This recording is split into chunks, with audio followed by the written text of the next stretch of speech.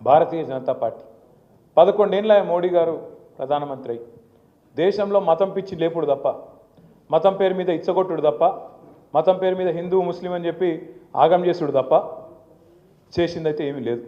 నిన్న మొన్న మీరు చూసింటారు, మొత్తం ప్రపంచ ర్యాంకులలో ఎన్నో వివిధ రకాల రంగాల్లో వెనుకకు పోతా ఉన్నాం. రేవంత్ రెడ్డి గారి నాయకత్వంలో తెలంగాణ ఎట్లా వెనుకకు పోతుందో బడేబాయ్ మోడీ నాయకత్వంలో కూడా వెనుకకు పోతూనే ఉన్నది తప్ప ముంగట పడ్డదైతే కొత్తగా ఏం లేదు. ఎందుకంటే తెలంగాణ విషయమే తీసుకోండి, మోడీ గారి ప్రభుత్వం వచ్చినాక తెలంగాణకు ఒక బడి ఇచ్చిండ్రా, ఇప్పటివరకు కొత్తగా ఒక గుడికి పైసలు ఇచ్చిరా, పోని ఒక కాలేజ్ ఇచ్చిండ్రా, ఒక పరిశ్రమ వచ్చినందుకు సహకారం చేసిండ్రా? మీరు ఆలోచన చేయండి జాగ్రత్తగా, నేను చెప్పే తప్ప ఒప్ప విచారించండి. దేశమంతా మెడికల్ కాలేజీలు ఇస్తారు మోడీ గారు, కానీ ఇక్కడ కేసీఆర్ గారు జిల్లాకు ఒక మెడికల్ కాలేజ్, జిల్లాకు ఒక నర్సింగ్ కాలేజ్ పెడుతుంటే దానికి సహకరించడు. దేశంలోని వివిధ రాష్ట్రాల్లో ప్రాజెక్టులకు జాతీయ ప్రాజెక్ట్ హోదా ఇస్తారు, కానీ మన పాలమూరు రంగారెడ్డి ఎత్తిపోతల పథకానికి జాతీయ హోదా ఇయ్యరు, కాళేశ్వరానికి జాతీయ హోదా ఇయ్యరు. మనకు ఉన్నాయే గుంజుకపోతారు. మన లోయర్ సీలేరు విద్యుత్ గుంజుకపోతాడు. కరెంటు కష్టాల్లో ఉన్నాం స్వామి చెయ్యకు అంటే కూడా వినడు. మీరు రైతుల మోటార్లకు మీటర్లు పెట్టాలంటాడు, లేకపోతే మెడ మీద కత్తి పెట్టి తెలంగాణకి ఇచ్చే పైసలు తగ్గిస్తా అంటాడు.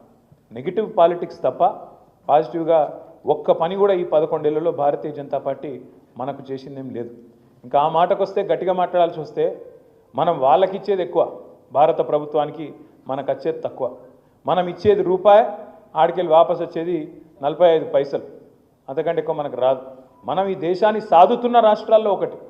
ఈ దేశానికి పైసలు ఇచ్చి పోషించి వెనుకబడ్డ ప్రాంతాలకు ఇవాళ దేశాభివృద్ధిలో నిజంగా జాతి నిర్మాణంలో పాలు పంచుకుంటున్నది తెలంగాణ బిడ్డల చెమట రక్తం అనే మాట నేను గుర్తు చేస్తూ మీ అందరినీ ప్రార్థిస్తా ఉన్నాను. ఈ మత పిచ్చి అనేది సాటి సోదరుని సోదరుడుగా చూడకుండా, సాటి మనిషిని మనిషిగా చూడకుండా ఆయన హిందూ, ఈయన ముస్లిం, ఈయన క్రిస్టియన్ అని చెప్పి ఎంతసేపు ఆ ముద్రలేసి సమాజాన్ని విచ్ఛిన్నం చేయాలన్న ఆలోచన తప్ప, లేకపోతే ఏం కథలు ఇవన్నీ? ఒక ఆయన మాట్లాడుతాడు బీజేపీ ఆయన, హిందూ ఖత్రేమే అంటాడు. ఏది హిందువులట ప్రమాదంలో ఉన్నారట, హిందూ ఖత్రేమే హే అంటే నాకు ఒకటి అర్థం కాలేదు. 2014 దాకా హిందూ ఖత్రేమే నయ్యే, 2014 తర్వాత హిందూ ఖత్రేమే హే అంటే అదేం లెక్క? ఇన్ని రోజులట హిందువులు ప్రమాదంలో లేరట, ఇప్పుడు మాత్రమే అయినట్టు. మరి మోడీ గారి వైఫల్యం చెందినట్టేనా?